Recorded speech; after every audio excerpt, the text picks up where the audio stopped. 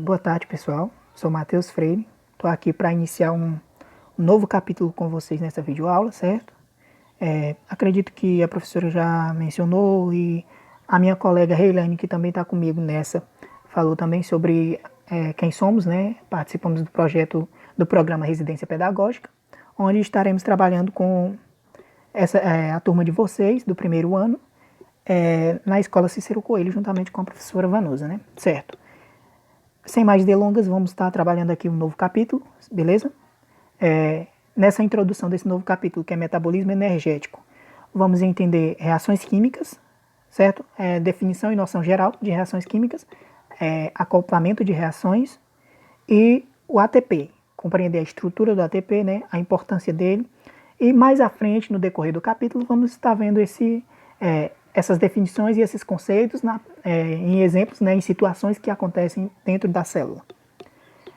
A princípio, é importante ressaltar que quando falamos em reações químicas, lembramos logo da disciplina de química, né? Muita gente considera como difícil, certo?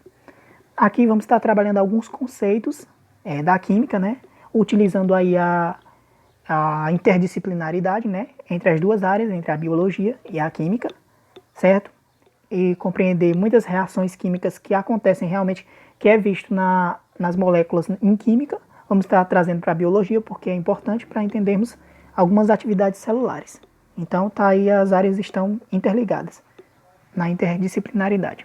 Bom, os processos que ocorrem nas reações aqui, a transformação de energia, tudo isso, essas atividades metabólicas com gasto de energia e liberação de energia, é chamado de metabolismo energético, que é o nome do nosso capítulo, certo? Vamos entender aí todo o metabolismo energético, como que acontece na fotossíntese, na respiração e outros processos químicos no decorrer das aulas que virão. Certo? Quero pedir desculpa por esse equívoco. Esse slide ele deveria estar à frente do próximo, certo? Eu vou só passar ele aqui, depois eu volto para exemplificar os tipos de reações que existem aqui, certo? Os tipos de reações químicas. Existem dois tipos de reações. Bom, é importante lembrar, antes disso, que as reações químicas ocorrem da seguinte forma. Os reagentes, eles interagem entre si, certo? Uns com os outros, e se transformam em produtos. E com isso, a atuação da energia, do ATP, enfim. Bom, existem dois tipos de reações, como eu mencionei, né? E como está no slide aí, as reações endergônicas, que nesses casos os reagentes eles têm menos energia do que os produtos, certo? Então eles precisam, estas reações para que ocorram precisam de energia, receber energia do meio, certo? De alguma forma de energia precisa estar sendo captada por elas aí, pelos elementos, no caso, pelos reagentes, para que ocorra a reação, certo? Aí, nesse caso, é a endergônica, que precisa captar energia, certo? Do meio para acontecer. Beleza. Aí o outro tipo é reações exergônicas. No caso das reações exergônicas, os reagentes eles possuem mais energia do que os produtos. E parte dessa energia dos reagentes ela é liberada em forma de calor. Ou seja, nesse caso já há a liberação de energia, enquanto que a endergônica é a captação de energia. Precisa captar energia para que ocorra a ativação dessas reações. Bom,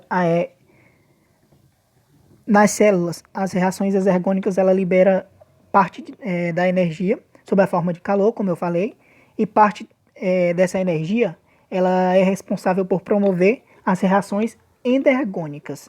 Então, no caso, essa energia que é liberada, ela é captada por meio dos tipos de reações que são endergônicas, ou seja, vai haver essa captação dessa energia que foi liberada pela exergônica, certo?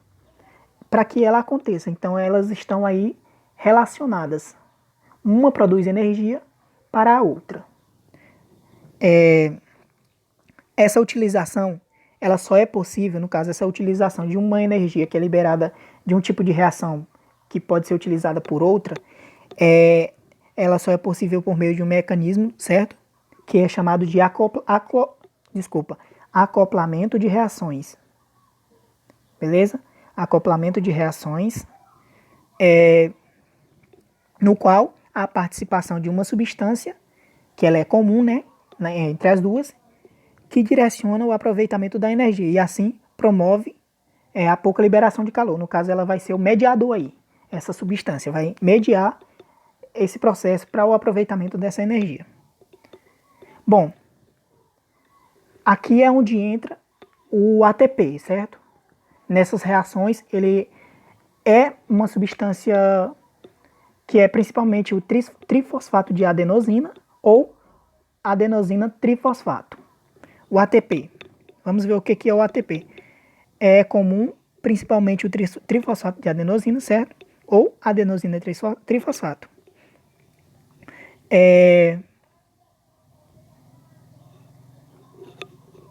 No caso, cuja abreviação por isso recebe esse nome, ATP, adenosina trifosfato, certo? Adenosina trifosfato. Esse tipo de composto, ele armazena em suas ligações fosfato grande parte da energia desprendida pelas reações exergônicas, ou seja, no caso das reações exergônicas, a liberação de energia, certo? Que vem desse ATP. Além disso, o ATP ele tem a capacidade de liberar por hidrólise, ou seja, a quebra da molécula de água, a energia para promover reações endergônicas. Podemos ver aí que o ATP ele é muito importante para que aconteçam as reações, certo? Para que aconteçam as reações endergônicas, que ele libera muita energia. Então o ATP basicamente é energia. Falou em ATP, é lembrar que é a energia para que aconteçam as reações. É muito importante ele. A estrutura do ATP. Vamos ver. Ele é um nucleotídeo, certo? É formado por uma molécula de adenina, que é uma base nitrogenada, uma molécula de açúcar, que é a ribose, e 3 fosfatos. Por isso, adenosina trifosfato, ou seja, 3 fosfatos que estão aí ligados à adenina e à molécula ribose, certo? Aqui eu trouxe uma imagenzinha. No slide não dá para ver bem direitinho como que é a divisão das estruturas de cada uma, os trifosfatos que estão ligados à ribose e a ribose que está ligada à adenina. Mas no livro ele vai estar mostrando bem direitinho. Aí se vocês quiserem, vocês podem olhar lá, certo? E entender como que estão ligadas e tal. E pesquisar mais depois sobre a estrutura do ATP. Bom, reações de acoplamento agora. Bom, para entender a importância das reações acopladas nas células e a função do ATP, vamos comparar a combustão não biológica que ocorre nas células com a quebra biológica da glicose, ou seja, a glicólise, que é a quebra da molécula de glicose, é o que ocorre na respiração celular. Então, para entender todas essas reações e a importância do ATP aqui, ele vai comparar duas reações, certo? Duas atividades, que é a combustão não biológica, que é o que ocorre nas células, que é o que não ocorre nas células, no caso, e a quebra biológica da glicose, que já ocorre na respiração celular. Que mais à frente do capítulo veremos também o que é essa respiração celular, todo esse processo, certo? Bom, nesses slides, trouxe aqui, né, um primeiro exemplo, a representação gráfica do primeiro exemplo, né, que níveis de energia na combustão não biológica, e no segundo, níveis de energia na combustão biológica, no caso a respiração. Bom, na combustão não biológica, a energia ela é liberada rapidamente, sob a forma de calor. E é tão intenso que, se ocorre na célula, poderia matá-la, certo? Então, nesse caso, não acontece na célula, porque se acontecesse, ela morreria. Na quebra biológica, a energia armazenada nas ligações químicas ela é liberada de modo gradativo e utilizada na síntese do ATP, ou seja, na formação do ATP, essa energia que é liberada lentamente pela a quebra biológica, ela é utilizada, certo, na produção de ATP. Então, por meio da respiração, se produz o ATP. Nesse caso, também há liberação de calor, mas em menor quantidade. Havendo a necessidade, o ATP é quebrado e a energia é liberada e utilizada para promover outras funções celulares. O ATP aí, ele é bem importante, crucial, fundamental para todas as atividades celulares. Aqui tem mais um esquemazinho, certo? De como que acontece a atuação do ATP. Agora vamos falar sobre transportadores de hidrogênio. O NADH, o NAD+, o NADP+, e FAD. Bom, aqui eu trouxe uma tabelazinha, né, que são as possíveis atuações deles, no caso, os processos que eles conseguem, que essas moléculas, esses transportadores conseguem desempenhar, certo? No caso do NAD+, ou o NADH, que aqui, o NAD+, ele é... Bom, o NAD+, ele é a forma oxidada, e o NADH é a forma reduzida desse transportador. O NADP+, é a forma oxidada, e o NADPH é a forma reduzida. O FAD é a forma oxidada e o FADH2 é a forma reduzida. Bom, as reações químicas em que ocorrem transferência de elétrons são conhecidas como reações de oxirredução, certo?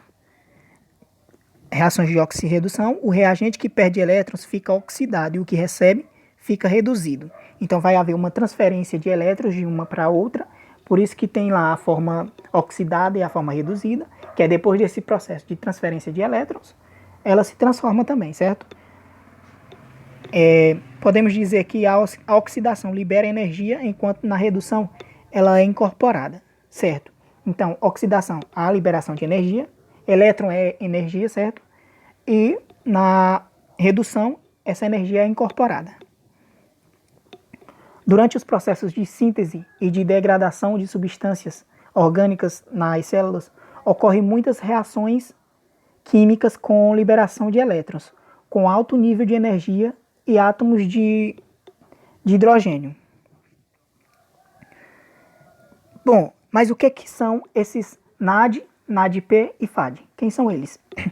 Bom, o NAD e o FAD são nucleotídeos associados respectivamente às vitaminas nicotinamida e riboflavina.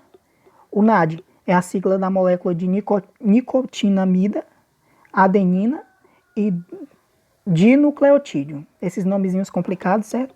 Aqui tem o FAD também, que é a molécula flavina, adenina e dinucleotídeo. E o NAD ele é apresentado, no caso, como um fosfato, que é representado pela letra P. Aqui eu tenho a tabelazinha, né, como eu já adiantei, que são as duas formas que eles são encontrados, a forma oxidada e a forma reduzida. No caso da forma oxidada de cada um, não houve a transferência de elétrons ainda. Quando há essa transferência de elétrons, eles passam a ser transformados em forma reduzida e também há uma mudançazinha na sua estruturação, certo? Na sigla. Bom, como eu falei, era só uma introdução básica, certo? Vimos conceitos e definições gerais de reações, os tipos de reações que acontecem dentro da célula, as moléculas que são, as possíveis moléculas que atuam aí, né? O ATP, que ele é muito importante para que aconteçam essas reações, certo? O FAD e os outros transportadores de hidrogênio, que mais à frente vamos compreender no decorrer de algumas atividades e processos, né? A atuação deles aí. Vai se ficar mais claro, certo? Por enquanto era só isso. Obrigado.